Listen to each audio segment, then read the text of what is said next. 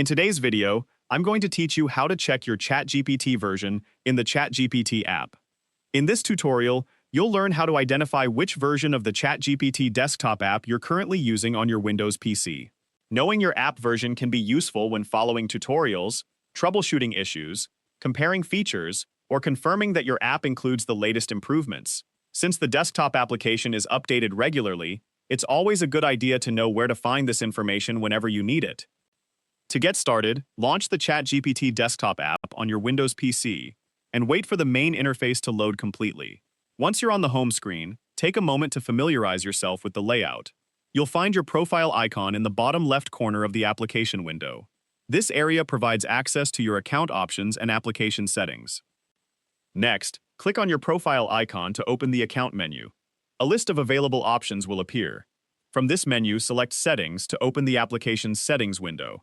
This is where you can manage various preferences related to your ChatGPT experience, including general application settings and account information.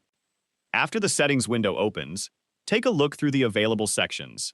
You'll find the version number of your ChatGPT desktop app displayed within the settings page. This version number tells you exactly which release of the application you're currently running. If you're following a tutorial or comparing features with another user, checking this version number can help you determine whether you're using the same release.